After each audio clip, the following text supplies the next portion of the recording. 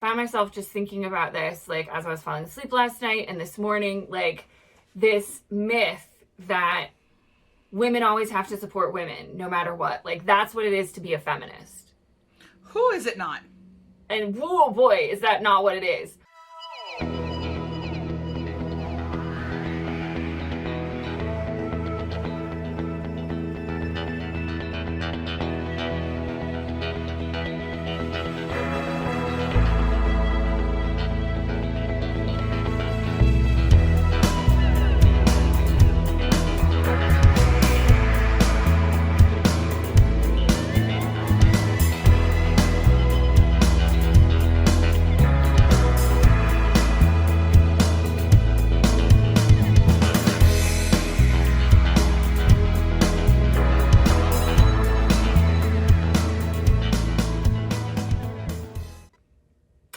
Hey everybody, we're the Good Doctors of Abbey Research. I'm Dr. Erin.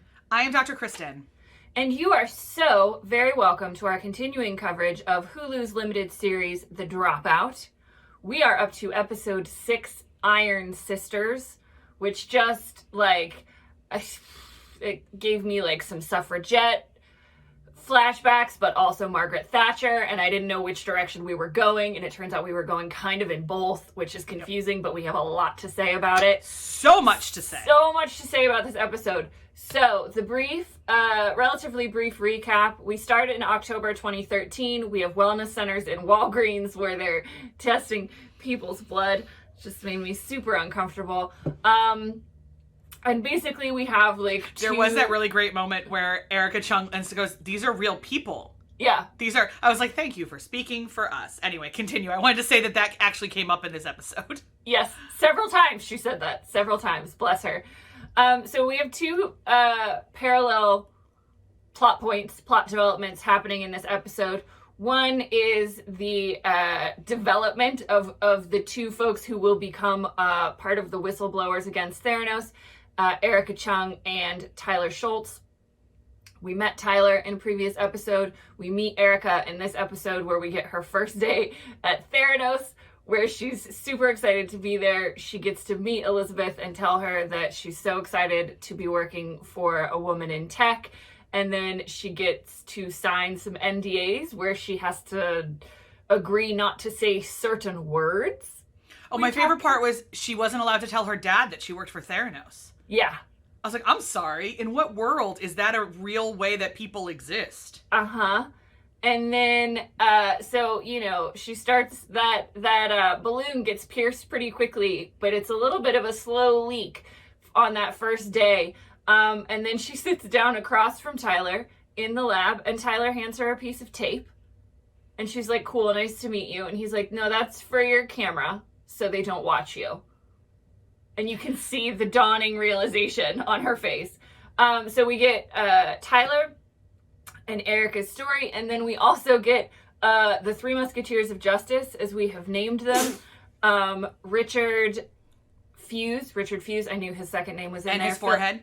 Yes, Richard Fuse, Phyllis Gardner, and then eventually Rochelle. Ian's last name? Oh no, Ian something. Ian's widow, Rochelle. Sorry, I wanted to write down her first name so that I just didn't call her Ian's widow and then don't remember Ian's last name. Doesn't matter. So eventually we get Rochelle in this, but we start out with Ian and Phyllis attending a lecture or a conversation with Elizabeth where she has returned to Stanford. And then they eventually decide they're going to take this company down, and that's when they go to Ian's widow, and they're trying to find enough evidence to get Wall Street Journal reporter John Carreyrou, who we also get introduced to in this episode, to get him enough sources and enough information to write a story exposing Theranos as a fraud. So those are our two plot points. We have a lot to say about some bigger themes of this episode, but where we get to with all of them really is by the end. Richard has contacted people on LinkedIn. Can I just tell you, Richard trying to set up his LinkedIn profile page was not a joy. Was not a joy I needed in my life. But he starts reaching out to Theranos employees on LinkedIn, and he actually gets a reply from the head of the lab, the new director of the lab who replaced Brendan when he was fired. I don't remember his name, but it's the guy from Big Bang Theory. Yeah. And he meets Richard and says, you know, I can't be the whistleblower, but I can help point you in the right direction. And so he helps with a bit of information, and then Richard and then John Carreyrou also find Tyler Schultz and Erica Chung, and we get to see them by the end of the episode kind of contacting John and connecting with him in order to be whistleblowers. It doesn't go well for Tyler and his grandfather, George Schultz, and we can get into some of that as well. It doesn't go well for Erica. We have a lot to say about gender in this episode. But that's where we get to by the end of the episode. Elizabeth is, closing ranks, firing people left and right. Anyone who is going to expose the fact that the Edison machines don't work, and they are using Siemens machines to test the blood, can't stay at Theranos for obvious reasons. So that's the guts of Iron Sisters. Dr. Kristen, we have two kind of big themes we want to talk about. What do you want to touch on first, friend? Well, first I would like to say that I was so excited to see my pal, my deep, close personal friend, John Carreyrou, who I've never met but love. It was so funny because I want to tell this side of the story before you get into how much you love John Carreyrou, because obviously we've said Dr. Kristen read John's book, Bad Blood. That was her introduction, and then my introduction. I've not read the book, but she started reading it again this week, and so she was just texting me the other night. I've started reading Bad Blood. Here's what I've learned. I get this voice message while I'm having dinner. So he shows up last night, and I turned to my mom. I was like, so that's the guy who writes the book that I was telling you about the other night. She was like, oh, okay. Yeah, and because I am, so where I am in the book, I read it over, I started it 2 nights ago, again. Thank you, Philadelphia, the Free Library of Philadelphia for providing me a copy. Free libraries, whoop whoop. And been reading it, and where I am in the book right now is actually right as this episode is happening, which Amazing. Was really exciting. So for instance, I learned that poor Tyler did have to perform that song in front of both Elizabeth and Henry Kissinger. God bless him. And that he had written it when he felt differently about Elizabeth. And so he was that uncomfortable, feeling it. I've watched several interviews now with both Erica and Tyler. Erica actually did a whole TED Talk on being the whistleblower that we will make sure to link in the show notes. Tyler is just as charming as you assume the son of a former grandson of a Secretary of State is. And he's a good interview, and there's a lot of stuff out there on YouTube. So if you want some of his perspective, then do that. But yes, all that was really different in this episode was a condensed timeline. Yeah. Erica was forced to work on Thanksgiving. She did. That is exactly how she found out that things were wrong. They tried to go. At one point, though, at first, Tyler is much more reticent to be a whistleblower. He was not as progressive as he is in this episode. And a lot of it was because he went to his parents, and his parents were like, no, don't do it. Yeah. Don't do it. And it wasn't, I don't think the impression I get from him and from the book wasn't even it's not worth it, or don't sully our name, but it was more it won't do any good because look at her board. Right. Your grandpa, you've already tried with grandpa. His parents seem to be very supportive of this process, because eventually they will go on to pay around $400,000 to protect him after Theranos goes after him. But it took a lot longer. Yikes. Yeah. It takes a lot longer for him to get there because his parents are pretty much she's got General Mattis. They're going to go to war, and right. You are 23 and have nothing. Yeah. And so it wasn't really my understanding of the actual timeline is that he didn't really agree to whistleblow until John had more stuff than just him and Erica.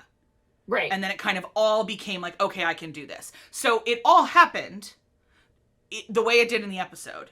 Just a lot shorter in the episode, which I wish it would have said hey, because the way the episode makes it seem is it's like this was Erica's third day of work and she decided to be a whistleblower. Like, if I was anyone, I'd be like, Erica, pump the brakes. It's not that. It's like 6 or 7 months, I think. Like, they really make sure that this is as shady as it seems. And they found out a lot of things about the Nashville trial and all of that, those kind of things. The final straw for her was working on Thanksgiving. That absolutely was the final straw, where she was staring at the results and saying, these are human people and you just lied. Yeah. But that wasn't her second week of work. So, right. there's a little, but I think it's very, sorry, go ahead. And I think, like, for me, I didn't think it was, like, a matter of weeks. I thought it looked more like a couple months, but it still was, like, condensed in where it was, like, an 18-month process. I did feel like Tyler's revelation was too quick.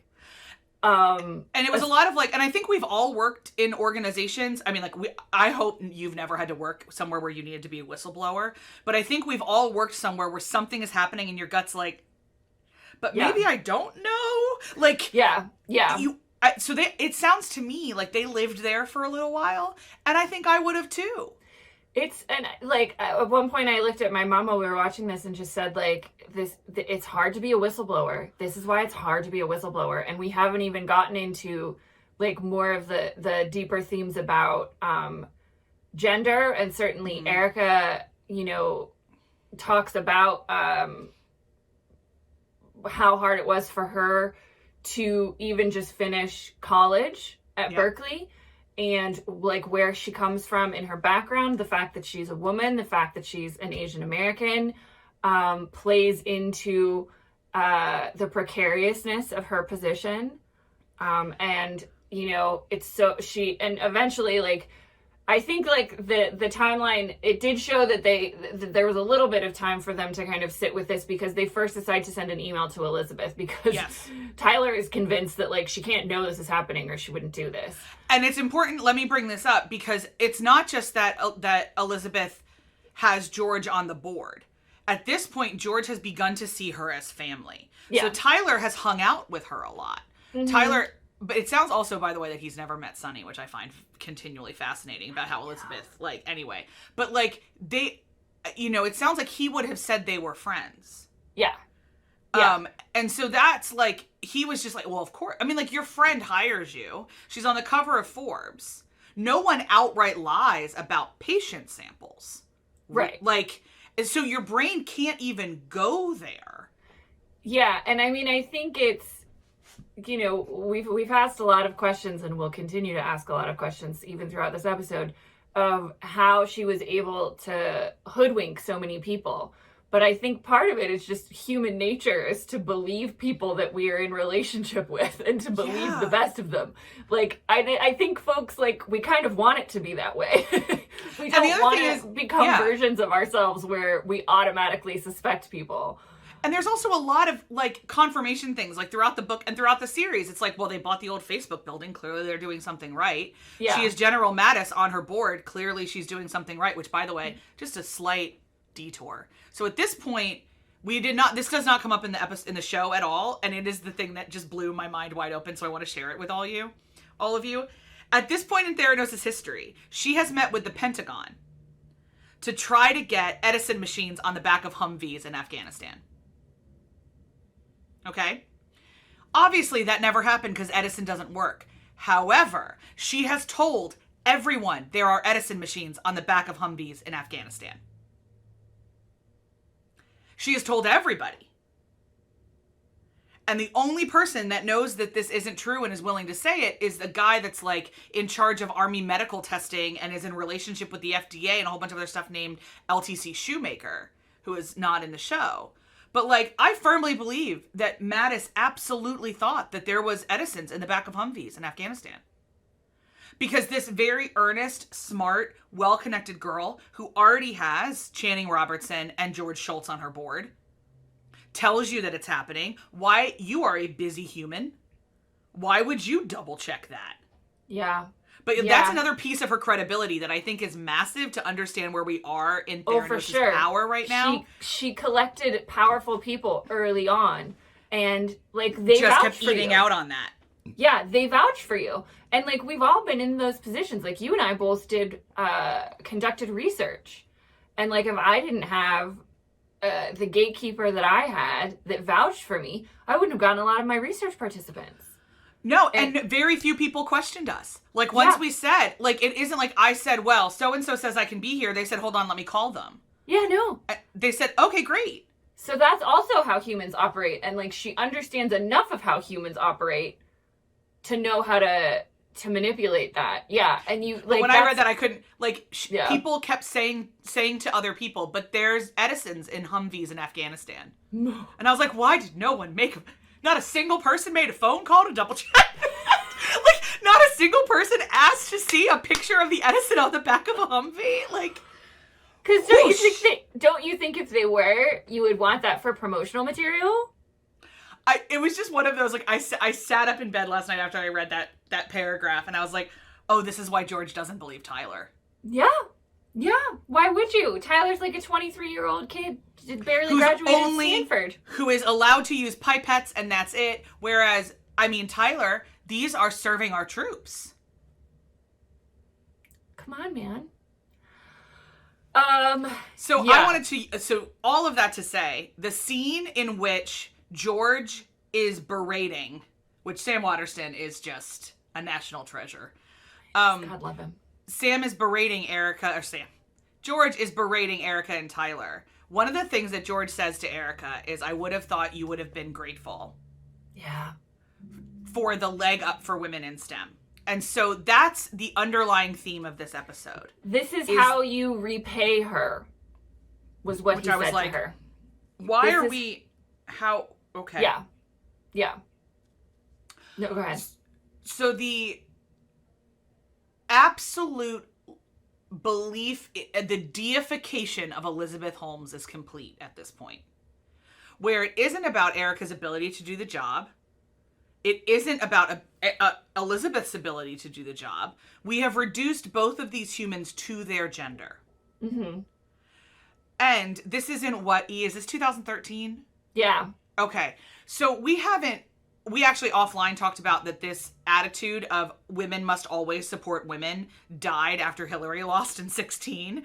But it was very prevalent in 13, 14. And I shared that I remember seeing the cover of Forbes and thinking, oh, thank God one of us is in that room. Yeah.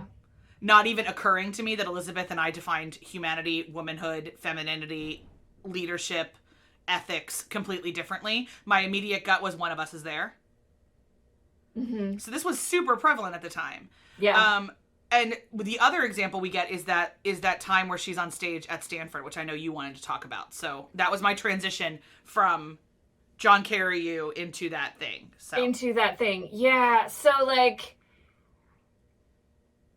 this is fascinating to me, and I found myself just thinking about this, like, as I was falling asleep last night and this morning, like, this myth that women always have to support women, no matter what. Like, that's what it is to be a feminist. Who is it not? And, whoa, boy, is that not what it is.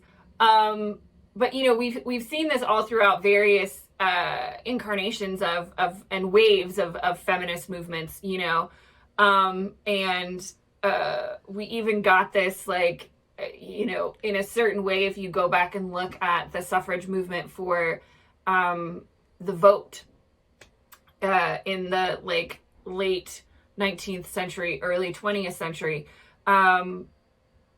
where you get, you know, some women in the suffrage movement, white women in the suffrage movement, didn't think black women should have the vote, like, full stop, because they were black.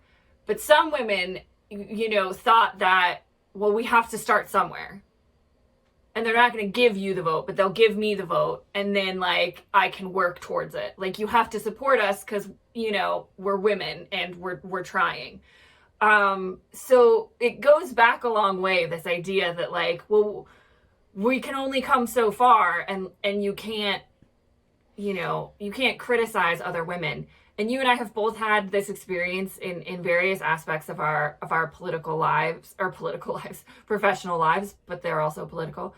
But we get this from both ends, right? Like, we get the young woman in Erica who looks up to Elizabeth as this, like, example of, someone who's breaking the glass ceiling. And like we start the beginning of the episode with Elizabeth doing super awkward close-up interview, where she's trying to work through this phrase about the glass ceiling. And she's awkward AF, so it doesn't go well. But the other aspect of this is the Phyllis Gardner of it all, who gets, railed over the coals by Elizabeth at the Stanford talk, where she says, I took this idea to people here at Stanford, even a woman. And she told me, like, what did she tell me? Like, it wouldn't work, I think, or not to pursue it. I forget Elizabeth's phrasing, but she didn't say, Phyllis told me that the science was bogus. Yeah. She said, I think she says she wouldn't support me. She wouldn't support me. And she turns it into this, like, it's a real shame when there are some women out there, like older women, who think you have to work as hard or face as many obstacles as they did before you can be successful. And she totally throws her under the bus. And Phyllis and Richard are having a conversation outside afterwards. And she's like, Phyllis is like, I've supported lots of women, but like the science doesn't work. And she says to Richard, she screws this up and we all look bad, and that's unforgivable. And that's another element of this. And like, as I was peeling back the layers, I didn't realize how many layers of this gender conversation we were having in one episode of television, which is quite impressive. But that's the other thing, right? That now you and I in particular are looking at the story of Elizabeth Holmes and being like, you screwed this up for all of us. Now we're going to face yet another obstacle when we try and reach for these heights and try and break these glass ceilings, that there's another example of, oh, well, but you could be an Elizabeth Holmes. What if you're lying? And we're looking at all these instances where women have to overprove their qualifications just to get through the same door, where men just have to prove their potential. Yeah, we say it all the time. They're judged where men are judged on their potential and women are judged on their past. And the thing is, I have absolutely had older women pull up the ladder behind them, and they want me to work as hard, and they believe that it's about building character, and there's a lot of beliefs tied up in that to be successful, you have to be masculine, and so you need to be taught how to be masculine. And a lot of the kind of more 40s and 50s and 30s cohort now is like, well, actually, why don't we just redefine leadership as also being feminine? Right. And so there's a lot of mess in this. Yeah. But what I really love is that we can hold multiple things as true at once, and that Elizabeth totally screwed it up for all of us. Yeah. She also should not have ever been held to the standard of speaking for all of us. But the reason that no one questioned her was because she was a girl. Yeah. And so all of this, and if you'll notice, there's no women on her board. Yeah. It's all old dudes. Because, and Kate Burton as Rochelle articulates this perfectly, that she is a great face of modern feminism. She lets them feel like they've ticked that box without threatening them. Yeah. And she's also pretty and blonde, which we have talked about, Richard Fuse brings up. But that's at the core of this, is that she is an entirely unthreatening woman. That posits herself as their daughter, as their granddaughter. She lets George Shultz throw her a 30th birthday party. Mm-hmm. That looks like no other 30th birthday party I've ever seen in my life. Because it is full of all people in their 60s, 70s, 80s, and 90s. Yeah. And then poor Tyler with his cringe song. Oh, so cringe. So cringe. That was painful. But yeah, I mean, I think, and I know you watched this episode just a little bit before I did, and you messaged me and said, Phyllis speaks for us in this episode. And Phyllis does, and Rochelle does, and Richard does, and we're trying to put together this puzzle piece, all these puzzle pieces to actually complete the puzzle and understand like why she was able to do what she did. Because we are all watching this with the hindsight of knowing she's been convicted of fraud.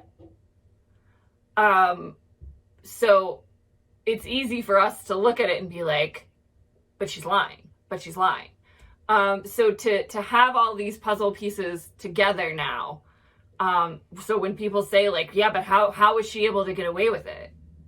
She put all these puzzle pieces together. She understood enough about humanity that she learned that she could use the fact that she was young and pretty and blonde. She entirely filled her board with older and old men who would infantilize her or protect her or, you know, want to feel better about themselves. And it's possible she did that all subconsciously. Yeah. It's possible that she just has no close relationships with women, is threatened by other women, and filled the board with the people that would say yes to her. Because I think the youngest board member she had was Avi, and we know what happened to him. Right. He left. Or was removed from the board because he had the audacity to say the tech doesn't work. So yeah, I mean, I think when we love these kind of shows, right? Like we eat these shows for breakfast, lunch, and dinner because they give us so much to talk about and they show the complexity of humanity and human relationships. Like, how can you have so many things happening at once? Oh, because you're human. Like, and because all these people are human. And so it can both be true that maybe in your past work experience, you had a woman pull up the ladder behind you. But it can also be true that, you know, we should support women and recognize gender inequity when it happens. But it can also be true that we should ask questions and ask for evidence when people are telling us that things are the way that they are. So all of those things can be true at once, which is just wonderful and complicated and messy and life. So thanks, Dropout, for showing all those layers, because I think for me this was the episode I enjoyed the most. Oh, for sure. Yeah, and I think the next one's, knowing the story, the next one's just going to make me nervous the whole time. So nervous. And I will love the 8th one because it is her comeuppance. Yeah. But, yeah, we only have 2 more left. So, I mean, that, as we were talking about earlier, the accelerated timeline of Tyler, we didn't really have 18 months for him to get on board with this whistleblowing. I mean, it's because, I mean, I think she's finally convicted by the SEC in 2017. And we're in 2013 right now. So, you know, and there's different layers of this. Like, you know, we've said this with other fraud people. Like, she was investigated for exchange fraud. And then she's also brought up, like, to actual criminal court because of this fraud, because she put people's lives in danger. And so there's there's several agencies that are mad at her. And through all of this, and we can talk about all the dynamics of why it happened, I also want to bring into this the people who are very rarely brought into this, which is the patients who got wrong diagnoses. And the people at this point, it's all in Arizona. This is all it's 3 stores in Phoenix, I believe. The Phoenix area. Because Sunny and Elizabeth targeted Arizona because of its pro-business, anti-regulation stance as a state. So they targeted Arizona. And there were people that got incorrect syphilis tests. There were people that got incorrect liver functioning tests. There were people who were diagnosed as being their A1C being much better than it was, and they ended up going into diabetic shock later on in later on in the week, I think even. So we don't know their names, and we shouldn't. We don't need to know the names of these people who were affected by Theranos.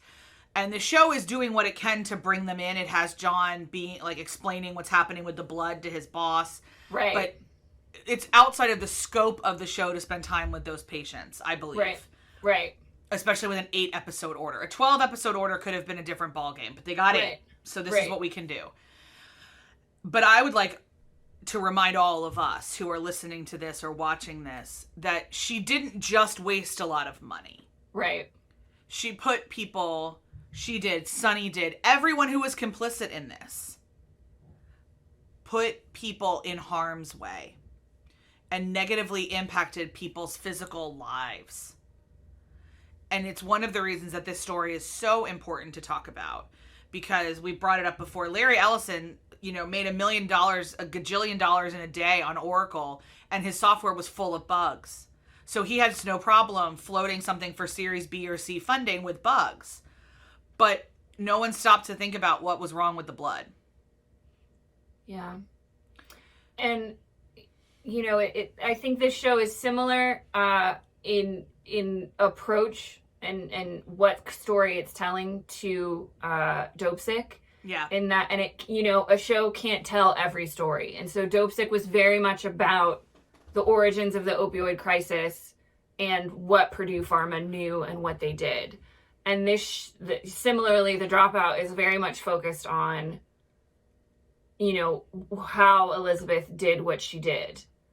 And mentioning the impact. And I think it's great that they are intentionally, they know what they're doing, but they're also intentionally every episode bringing up the word human and saying this is humans, but these are humans. And they have someone, we had Ian for a couple of episodes. Now we have Erica being the one to look at the lab director or to look at Tyler and say, but these are humans, but we're testing human blood, but we're lying to people about their results. And that's, I think, one of the things that was really great that Erica said at one point, she just said, they are purposefully giving people bad results. Let's say the thing out loud as many times as we have to say it, even though that's not the direct focus of the show. And we don't really have too much time to get into it because at the end, the first question Richard has for the head of the lab is, how is Theranos defrauding Walgreens? I mean, that's the big fish to fry because we have to stop Theranos so that we can stop them from hurting these folks. Yeah. And so many, I think we're going to start to see people realize that she's been lying to them the next episode. The trailer is. We're going to start to really see the results. I will also let you know that in the timeline of Aaron and myself, we will be together for the finale and we will be able to watch it in person. We'll just have to hope that we can, in Canada, figure out a way to watch it. But I feel like I want to be together, for the finale. We need to watch it together somehow. Yeah, with maybe popcorn or brownies and booze. And maybe foam fingers to cheer for her. Because gosh, do I believe in consequences for poor choices. Man, do I believe in consequences. Especially when they intentionally hurt other people. Big fan of those. There's lots more we could say about this, but I think this is also a good representation of where we're at. So we'll hit pause on our conversation right now, pals. We would love to know what you thought about this episode, how your feelings are in the Three Musketeers of Justice, if you've ever known a whistleblower. And as always, we'll say it just in case, if you worked at Theranos, we'd love to talk to you. Or you worked at Walgreens, or you were part of this in any way, shape, or form. We will also, in the next couple of videos, make sure to link some of the stuff that Erica and Tyler have done since to say what's going on. We'll link John Carreyrou's book as well, because it is deeply worth your time. Obviously, I just said, it is both confirming that everything is factual, but this is also fictional. So, for example, there is no Brendan, the lab manager. He is an amalgamation of a couple other people, mostly an Irishman named John, believe it or not. Ironically, named that I am married to an Irishman named John, who is not a chemist. But there was but everything is factual in terms of what's going on. In fact, Elizabeth was in fact assaulted. None of that was made up. But if you want the kind of deeper details on what this all looked like and who was in what room for what conversation, the book is the way to go. So we'll make sure to link that. In the meantime, we deeply ask you, and by deeply I mean from the very bottom of our hearts and toes, that you do all of the YouTube-y things. Please like and subscribe. If you're listening to us on the podcast, please subscribe. Please share this episode with anyone you know who has said, have you seen that new show? Say yes, and these girls I know are talking about it, and they're making some really good points. We would love for you to share our content with anyone who is engaging with The Dropout at all. Yes. Oh, I think that's all our orders of business. So we hope, that you have a week where you don't have to be a whistleblower, and we will see you next for episode 7. Absolutely. Bye, everybody.